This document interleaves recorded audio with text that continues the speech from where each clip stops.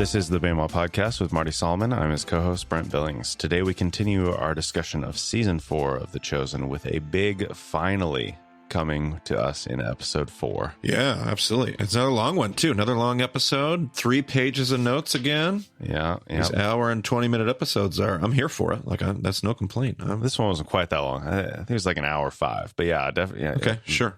Yeah. The whole season, I think the total runtime for 8 episodes is 9 hours. Okay. Over 9 hours. Okay. So yeah, it's pretty long episodes, which is fine. Yeah. Before we get into this episode, though, I actually forgot to ask you about something from the last episode. Normally, we don't talk about the titles of these episodes, but the episode 3 was titled "Moon to Blood," and I don't know what that means. And I was going to ask you if there's like some kind of reference to that. I remember seeing that title. Is it like a play on like honeymoon to blood? I don't like Thomas and Rama were supposed to be. I don't know. I don't know. I remember seeing that title and not thinking about it again after I saw it and saw the episode. Yeah. And clearly I didn't think to take any notes because, I don't think there is anything in the episode that... Huh. I don't think there was any mention of moon anything. Yeah, well, I guess it will continue to be a mystery for now, Marty. I guess so. I can't find. I'm just looking through some basic notes and synopses. I don't see, and I'm sure there's an explanation, but I just can't think of what it is. Okay, well, let's get into episode 4 then, Marty. So Quintus is brought in. He's charged. He's taken away. And as he's going out, Gaius is being led in. Gaius is released under some confusion and then promoted by Atticus. And he walks back behind the desk and is the new praetor. Yeah. Oh, how the tables have turned. But you can tell there was never, I think back to the last episode, the Atticus quote about, Rome doesn't punish ambition. Yes. I was like, well, God, the last thing he's trying to be here is ambitious. He's not trying to work himself into a promotion. And you can just kind of see he's still kind of like wide-eyed, like, what is going on? Like, this wasn't something he was trying to accomplish. But interesting turn of events, that's for sure. And it'll play into how they're building the story arc and how he's able to, it works out. Yeah, in this scene, I get more of a like I can't believe this is happening, and more confusion. In the scene with Atticus, the last episode where they're having that conversation, he is about to like explain himself, and then seems to realize like, oh, I could get a promotion out of this. Quintus could be out of the picture. That like he's starting to think he's starting to see like, oh, that could actually be advantageous. Maybe I'll just let this play out how it's going to play out. Sure. I could see that. All right. I don't know. But yeah, there's just those little, like looking at that as a big chunk of all those conversations. I think I kind of see it working that way. So then we're on the road and Z's pulling a cart with Rama's body, and Jesus is in front of him. Everybody else is behind.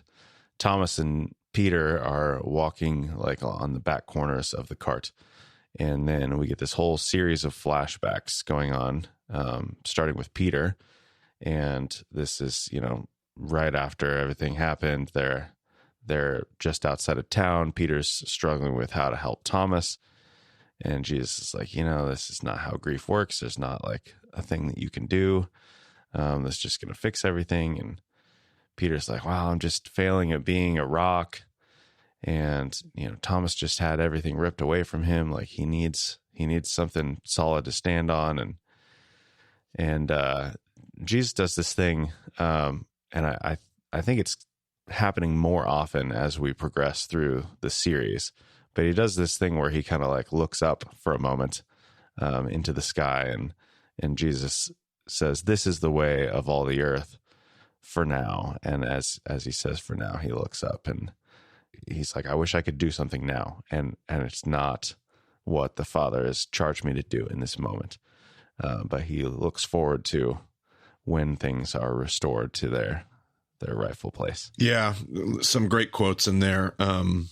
from Jesus, this is not a test. Like Peter's frustrated. Jesus says, this isn't something you're not supposed to be doing anything. This isn't a test. Yeah. Continuing with that pastoral training that the show is doing for us. Right. Yeah. I think we always think every struggle is a test, and it's not. He doesn't need you to be a rock. He's teaching Peter about empathy directly, and he learns, I don't know if he learns it for good, but I love that he very quickly like makes an adjustment and goes from this, I've been given a new name, I have this new role, strategy, like the kind of things that we're addicted to in our world when it comes to leadership and going to conferences and reading the books and how do I lead effectively and how do I be a rock? And he moves to like, oh, okay, I just need to care for him. I just need to be there, and makes the shift. And it's a great lesson for all of us, like especially those with any role of spiritual leadership or vocation. Just cool moment there. I liked how he stepped into that, learned it in the midst of trying to be distracted by things that don't matter. Yeah. Jesus reminds Peter that, hey, you have experience with loss. You could just be with Thomas as somebody who knows what it's like to go through something like he's going through. Yep. So then we're back to the road with Peter, and then kind of move over to Mary and flashback for her back in the same place where we were just a moment ago.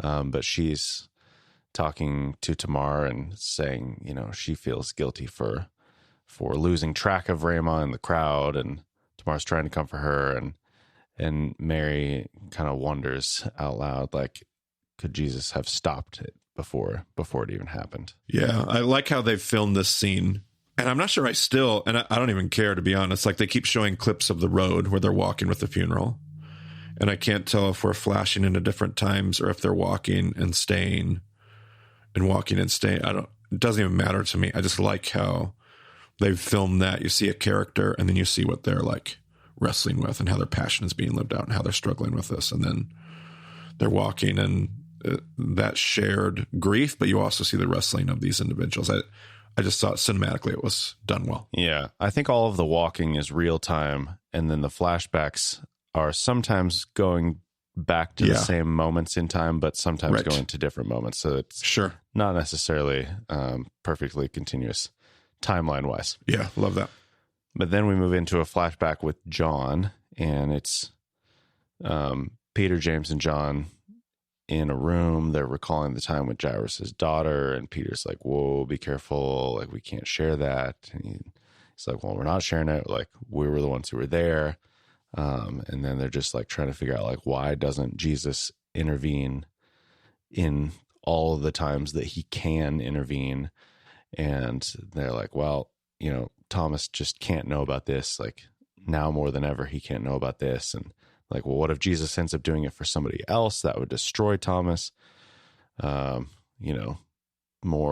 foreshadowing there. And then Peter is just challenging them, like, hey, we gotta trust. And then they embrace each other. Peter leaves, and James and John reminisce about their younger days and how close they were and how they got confused for each other all the time. And James is like, I've been jealous of your time together with Thomas after you went on the mission with him. But you guys have this special bond, and you got to use that to your advantage. Like, you're able to comfort him in a way that nobody else in our group is able to. So like, it's all good. Thomas is the important situation right now. Like, don't worry about me. Don't worry about my feelings. Like, use this to your advantage and take care of Thomas. Right. Yeah. Some great, just moments in that scene. I don't know if anything gets necessarily said directly. I mean, it is, but one of the things that you definitely see, we talked in the podcast before, one of the things that I often bring up is how problematic miracles are. Like, we always are so obsessed with miracles, but look in these scenes at how much, like, just how convoluted and how problematic it makes our theological wrestling matches. Because it's like, well, if he can do this, then why doesn't he do it here? And why doesn't he do it here? And what about this? And what about that? And it just makes me appreciate, I'm not against miracles. I'm not even against miracles today. I'm not even somebody who's a cessationist. Like, I don't believe that stuff's even stopped. But I do believe it's not the norm. And I also believe it's not even like half and half. Like sometimes I feel like in this scene, there's almost like, yeah, sometimes Jesus is healing people. Sometimes he isn't. It's kind of touch and go. It's 50-50. Who knows whether he'll do it for you. I even think it's less than that because of how problematic miracles can be. Obviously, they give glory to God. They do all kinds of wonderful stuff. They heal a situation, whatever. I'm not against that. But one of the gifts that Chosen is pointing out, I think, is the bigger miracle, if I wanted to speak poetically, is learning how to live in the midst of that suffering, learning how to live in the midst of a broken world. God may do miracles to accomplish some crazy purpose that he has, but the gift he's really inviting his followers into is to know how to live in this imperfect, kind of what he said to Peter. This is the way the world is right now. Someday we'll put it back together. He's empowering them to know how to live in that space, because the empathy that we get to show each other, the care that they're learning how to, like, man, all that stuff would be unlearned. All that stuff would be unnecessary if every single time they have a problem, it's just Jesus snaps his fingers, fixes everything. And there's just some real good kingdom work that's happening in that space. Yeah, there's a lot of like popular worship music these days that is talking a lot about miracles and stuff like this, and I struggle with it a lot. Sure, yeah, totally. As I hear stories from people, and I know people who have gone through all this stuff, and then I hear these songs, and I like try to put myself in their shoes and imagine like what would it be like, right, to try to sing this song in the midst of what tragedy they've just been through. Totally. Maybe I'm not using enough ayin tovah here, because maybe the people singing these songs and writing these songs, maybe they have the heart of David, where, you know, sure, he mourned and mourned and mourned and fasted and prayed and just did everything he could, pleading for that miracle. And then he didn't get the miracle. Yep. And then he's like, okay, well, time to move on. Yep. I'm going to continue to worship anyway. That's not going to change anything. Yep. So maybe it's like that, but I struggle with that current trend where it seems like we want the miracles to be so much more common than they actually are. Sure. And I just wonder, like, is that teaching people the wrong thing about how to approach these situations? Yeah, I like your reference to Ayin Tovah there, because I think I usually give the worship creator the benefit of the doubt. I assume the best that I can. I can sing it with Ayin Tovah. I can reframe it. I can engage in the song in a way that it settles with my soul, my theology, all that kind of stuff well. But there is this level, there is a concern that the masses who have been taught to view the gospel by the church as more transactional, who approach everything with like this bent towards consumerism, that maybe they're, and it's not their fault, but they don't have the tools to do some of that work. And that I think you've appropriately identified what I would call a concern in that. Yeah, absolutely. Not really anything to do with this episode, but just seemed to fit with the conversation. So then we're back with John on the road, and then he's like, okay, I'm gonna do it. He goes up, he takes Peter's spot near Thomas, and no words being exchanged on the road at this point. Like, it's all just, they're all just together. Peter kind of walks up towards Jesus, but then we get a flashback for Thomas. First, it's their picnic where he's given the sundial, but then it quickly transitions to the moment of her death. And then to that moment we saw in Peter's flashback earlier, where Peter's trying to comfort him, but Thomas like rejects it at that point. He gets up, he says he doesn't want to relax. How can he do that when she can't? How can I breathe when she can't?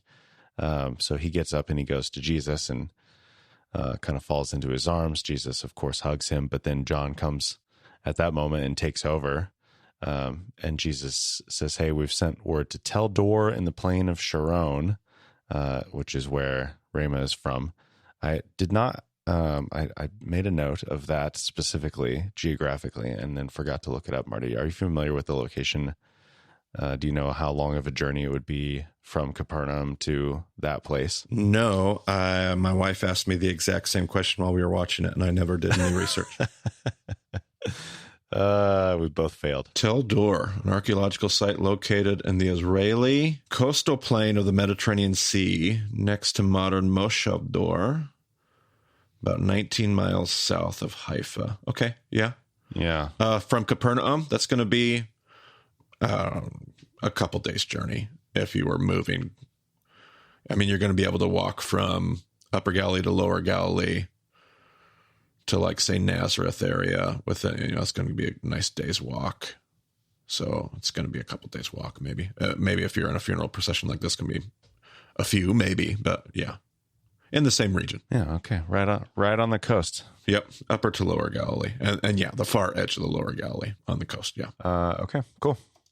So then we kind of zoom back out to the road with Thomas. Jesus looks back at him, and then 16 minutes into the episode, Marty, we get the credits.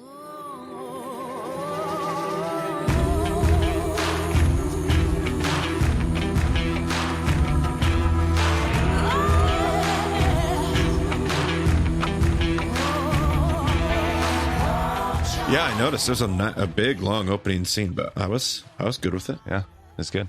So then we have Peter. He is going back to Thomas, and he's like, hey, we're getting close to Tel Dor. And they're talking about, how they're going to approach Cophni, but then Cophni is coming down the road, and Jesus and Thomas go up to them. Cophni pushes through, uncovers Ramah.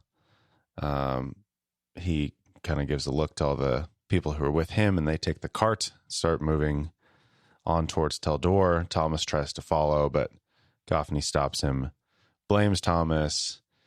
Jesus is trying to defend Thomas, but then Cophni's speaking all these things against Jesus, and Thomas pushes back and is defending Ramah, and then, the tensions kind of boil over. Everyone starts to leave, but then Cophni curses Jesus, promises to expose him, and then Z eventually shuts Cophni down. Cophni looks like, oh, I think, Z is an intimidating sort of fellow, and they were trying to be really gracious, but he just would not stop. And Z's like, okay, we get it. We're going to go. Yeah, there was almost this moment when they were talking, like they go back and forth, and then right towards the end, like one of the last things that Thomas says is that she loved Jesus or whatever. She followed him with all of her heart. All she wanted was for you to follow him too. And there's this moment where he seems to be taken aback, like this moment of decision, like maybe that's hitting him, maybe, and then nope, he like switch gets flipped. He makes his decision, and now he's going to curse and try to just turn everything on its head and come after Jesus and all that kind of stuff. So I thought that was interesting. I went back and I thought to myself in that scene, they take the cart and they all just start walking down the road. And I thought to myself, how different would things have been if they just would have let him walk off? Yeah. And not that I'm blaming Thomas, that's not my point, but how different things would have been if they just let them take them and go their separate ways. But yeah, Thomas obviously wants to follow. Totally get that. And things spin out of control. I kind of wonder, we're probably a couple seasons away from this, but I wonder if Cophni's going to be like the guy who starts the chant for Jesus to be crucified or something like that. Like, it seems like he could end up playing that role. Yeah, I told my family I bet we see him at the foot of the cross. It's just they've set that up perfectly for him to hurl insults. Yeah. And who knows what will happen if that is him, and I'll be interested to see if they do that and what they do with that. Yep.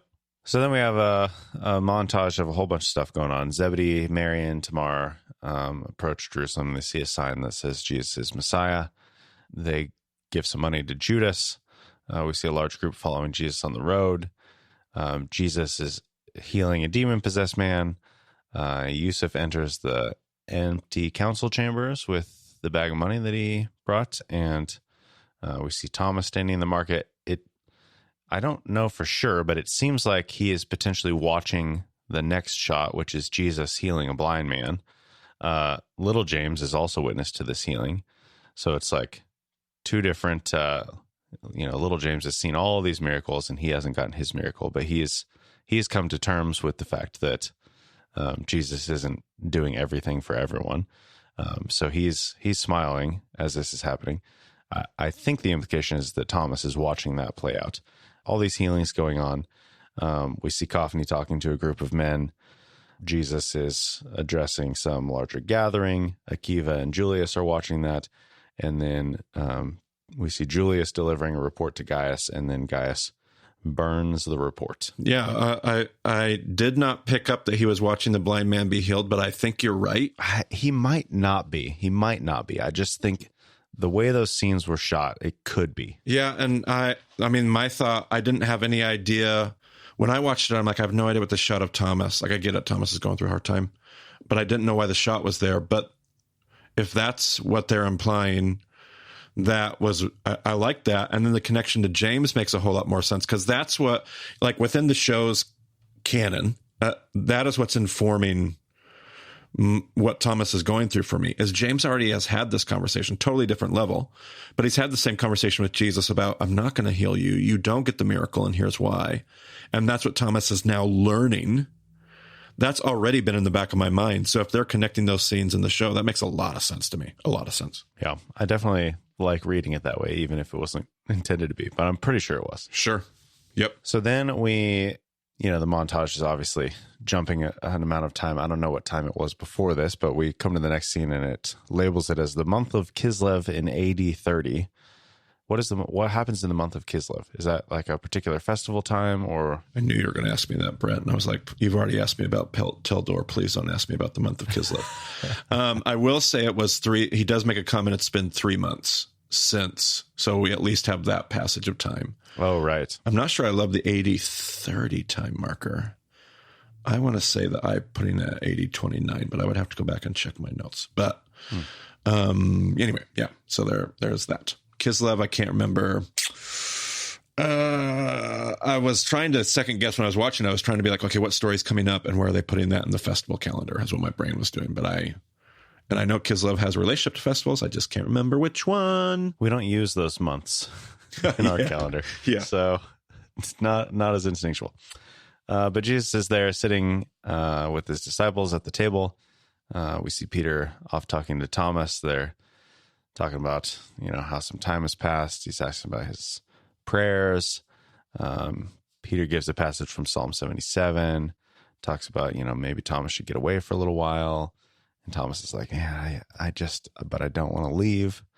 And then we get kind of this light moment where, was it Z who shows up with some fruit, and Matthew's trying to bite into a pomegranate, and Philip is showing him how to do it, and they're arguing with each other about how they've been doing pomegranates wrong their whole lives, basically. So I just looked up Kislev for you, Brent. It's Hanukkah.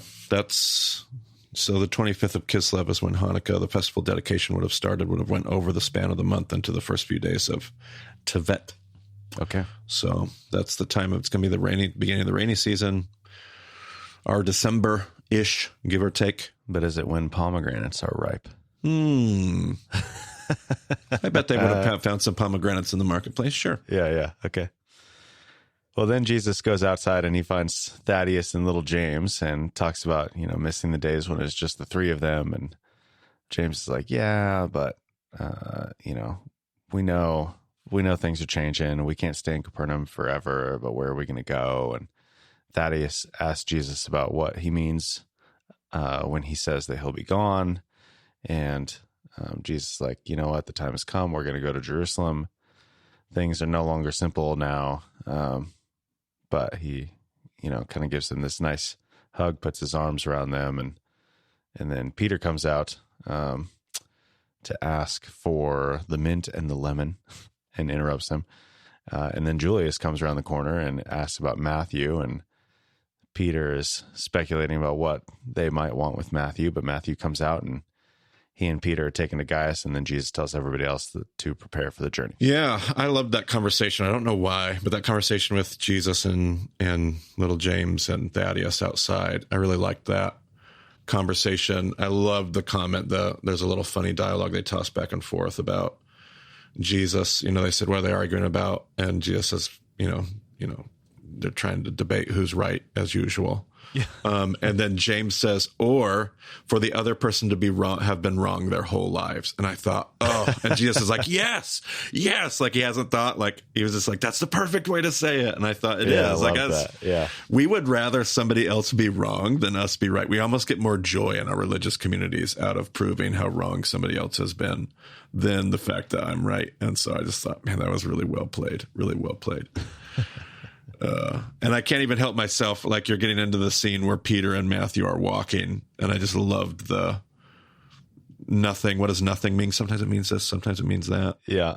And then the nothing and the wink was just well played. I liked the developing evolution of Peter and Matthew's relationship. And that seems to be moving quickly in that regard. On that note of Thaddeus and little James, though, and like missing the simpler days when it was, just the three of them, or I think that's just such a human thing where so often we're in these situations where like, oh, things are so simple, things are so joyful and just like lighthearted and everything's great. And you don't even really know it in the moment. And then you look back on those times later and you reminisce, but you're like, we can't go back to that. Yep. And I don't know what the solution is to that, because it seems like every time I've had any sort of life change, I can look back and think, oh man, it was so much simpler before that happened. And, I've done that a dozen times. Yeah. And I can never seem to appreciate in the moment how things are and what they could potentially be. Yep. So I don't know what the solution is for that. If anybody has a better way to live, let me know. But I just loved the humanity of that scene. Sure. Yep. So yeah, then Peter and Matthew are walking and they're having the conversation. They enter into Gaius's chambers. I don't know, whatever you want to call it. But Gaius dismisses the soldiers, and once they get out, he kind of smiles and like, can you believe I'm sitting behind this desk, guys? And they sit down, and Gaius is talking to them about the storm that he sees approaching from Jerusalem with all these edicts that are coming out. And he's telling them about what the Pharisees are doing and how they're running around and watching everything. And then it's like, there's somebody watching everybody, and that's Atticus. And Gaius is like, I just got to be careful, because they might think that I believe in Jesus if I do the wrong thing. But he's urging them to get Jesus to go do his ministry outside of the city. He's like, I'm going to try to keep him safe, but you got to keep a low profile here. And then Peter asks Gaius if he believes in Jesus, and Gaius is like, I don't even know what that means. There's, just all these mysteries and all these questions. And then Peter asks about his son, and Matthew is like learning about what was going on with that. And they're like, maybe you should talk to Jesus. And Gaius is like, no, I can't do that. I'm not worthy, all this stuff. And they said, the dividing lines don't matter to Jesus. And Matthew's like, that's kind of why he's in so much trouble. Sure, right. And then Gaius starts to cry, and Peter and Matthew are like comforting him. But then Gaius is like, no, I believe, and let's go talk to Jesus. And Gaius hugs Peter. And then I loved Gaius's line here. He's like, why were you standing here? My son is as good as healed. Let's go. Yeah, they definitely play his faith. Like, they're definitely playing on his faith, like all throughout the scene. Like, you're seeing that he really, really does believe. It's not just that, like, he has so much faith. He believes, which obviously is right there in the biblical text. They're just finally giving me the story I've been waiting for 4 seasons. Like, I've been waiting for ever since we meet Gaius. I'm like, this has to be the guy. Is this the guy? Oh yeah, this is the guy. And then I've just been waiting, like, okay, but he's the guy, right? Like, give me the story. And I finally got the payoff for Gaius and his servant son, whom he loves. I finally got it. It was supposed to be earlier. It was supposed to be a centurion, and Gaius has received 2 promotions in the intervening time. That's right. But yeah, so then we have Andrew telling James and John to pack up for the journey, and Salome is like, okay, it's the time. There's no harm in asking, right? And she's like rehearsing the request to them, and they're like, no, we'll do it on this trip. We promise it'll be this time. But then Peter and Matthew bring Gaius to the house. They bring him inside. Jesus is surprised to see him, but addresses him. And then we have, I guess that there's a question of whether these are 2 different healings or one healing in the biblical text, but we have Matthew 8 and Luke 7 going on here. I think I've always assumed that it was the same story, but I guess, they were commenting in the roundtable that some people look at it as two separate healings. Two separate healings what would the two separate healings be? Say it again. Matthew 8 and Luke 7. Oh, yeah. I could see that. I do love The Chosen has had a general practice of, and it's a great decision as far as just filmmaking. They'll take any of these stories that seem to be connected or could be, they're connecting, they're pulling into one story, which is a great just filmmaking decision as far as script and screenwriting. But some people could lots of people like to pull those stories apart. I'm starting to pull those stories together more and more than I used to. And there are reasons for that, but nevertheless, I totally get that. Yeah.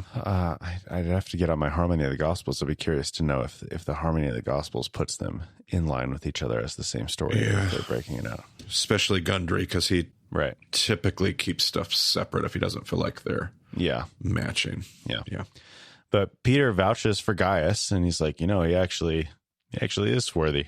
And which I don't think necessarily like Jesus was looking for that, but I think that just speaks to like Peter's relationship with Gaius over the last few seasons and how he's, seen these things happen. And Jesus grants the request, of course, and Gaius leaves and passes Andrew, James, and John, and they're like, what's he doing here?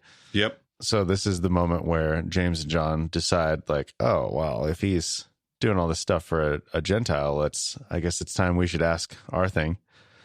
Before we get too far back in the line. And Jesus is totally taken aback by their request and just kind of like sits there for a while, struggling to figure out how he wants to respond to them. And then ultimately he's just like, you don't know what you're asking, and runs off. Yeah. And then I was like, oh man, is there going to be a follow-up? And you can kind of hear them calling after. I'm like, okay, there's going to be a follow-up. I was really curious how they were going to do kind of like the same thing we were discussing with Salome and the mom. I was like, how are they going to depict this? And I really, in the next scene that follows this discussion that they have, like Jesus he's not so much disappointed in them that they would ask. He's disappointed because he understands where they're at, and he's more frustrated because he's like, I'm going to suffer. Like, and yes, they don't get it, and you don't understand what you're asking, and you're so misguided and a bunch of nudniks, but it's a breaking heart that I see in his demeanor. Yes. Not oh gosh, you guys are so dumb that you would ask for these seats of honor. It's only when the disciples start arguing in front of Jesus where he's like, all right, okay, come on. And then there's almost anger mixed with his brokenheartedness. I just like how they piece that together. The evolution of that conversation was like, yes, not that I necessarily picture it that way, or that's what I think, but I just liked how it played out in the scene. Yeah, Jesus does explain, exactly all he lays out all the stuff that's going to happen, and all the disciples are like deer in the headlights. Like, what? And Nathaniel is upset that they asked, and so then they start to argue, and Jesus eventually was just like, you know what? You guys all go on. I will catch up to you. And this is another moment where Jesus looks up into the sky, and he's so pained by this conversation because he knows exactly what it means for them. Yep. And he just, again, in that moment before, he's looking forward to when Thomas and Raymond and everything is like restored in that sense. And like, it's not her time yet. And he sees coming sooner than that, the time for the disciples, and it's not something that he wishes for them. Yep. I love the little shot of Gaius's shopping spree on his way home. Yes, the shopping was great. Getting all sorts of stuff, being super generous with all the shopkeepers. Yeah, different tack than the last time we saw Quintus going through the area. Yeah, so he gets home and greets his family. Blows out the candles to the idols before, doesn't even check. Oh, that's what he was doing. Yep, blows them out because he knows. Yeah, he knows who healed. I don't believe in this crap. Blows them out. Before he doesn't even walk, he blows up. Like they are working so hard. Yeah. Almost too hard to show you how much faith he has. He has so much faith. He believes. Walks through. Can't get over to the candles fast enough. Yeah. To blow him out. Yeah. When she walks in and says, "You wouldn't believe it," which is funny because it's like, I actually would believe it. And they've made that really clear. And I just thought that was really clever. And he teaches his sons the term shalom, and just like he's like, "Hey, you're whole now. Like this is great. Let's celebrate." And I think his wife is like a little confused at that point. Still, she doesn't have the full explanation. I guess they've probably had conversations about Jesus at this point, but I don't know. She doesn't know the whole backstory yet. Yeah, I don't know how much you get the impression he hasn't talked to her a whole lot. A, just the way Roman families would have worked back then. B, if their marriage isn't fantastic. I'm not sure. She's picked up bits and pieces. There was one time Peter was in the house. I feel like she's kind of putting the pieces together in that scene. Like he's teaching them shalom. She looks over and sees the candles are blown out, to which I thought maybe she was going to be like, "What have you done?" As they've depicted it, she goes, "Oh, okay." Like there's almost a look of satisfaction, like, "Oh, we're not doing that. We're doing something else." And she's got this satisfied smirk on her face, which I thought, okay, that's a way to portray that. That's a take. Yeah. I guess my assumption was that they had, with that time with Peter in the house before. And I feel like there was some sort of, it might've been that same moment where they talk about like, oh, there's, potential for something. And so, but I don't know. They don't actually show any of those conversations. So you're right. She did say you've mentioned that. Yeah, you're right. You're right. But she at least doesn't know of Gaius's most recent conversation with Jesus. So that's for sure. There's still plenty to talk about. But then we are back with Jesus. He's alone, but apparently nearby. He's looking at Zebedee, Mary, and Tamar as they're preparing the olive press. Jesus is quoting Psalm 38, and then we see Zebedee squeezing the baskets with the oil, and Jesus is shuddering about this, and the oil's running down, and as they continue, he's sweating and all this stuff. And then Gaius finds Jesus and hugs him, and Gaius cries, and I cry, and right in the last moment again, Marty, they got me. Yeah. It was a good payoff there. I was curious for a moment there. I was like, are they doing the garden scene right now? Like I think they're setting up, maybe foreshadowing the garden scene where he's going to pray. Yeah. I mean, we've never really done that on the podcast. That's one of Ray's big teachings is they're in an olive press, Gethsemane, like when Jesus goes to pray at the end. The night he's arrested, he's in an olive press and he prays, and sweat like drops of blood get pressed out. And the whole image there, the play on words, is that he's being pressed with the weight of his task, the weight of the world's sin, however we want to look at that. And the first press of that extra virgin olive oil is being pressed out of him. And so I think there's a setup happening there for what will probably happen later in the garden. But I was confused for a moment. I'm like, wait, what are we doing? What are we doing? Yeah. And I just love the contrast because Zebedee is just like giddy excited he just loves this process. He loves the pressing. He loves what he's doing for work now.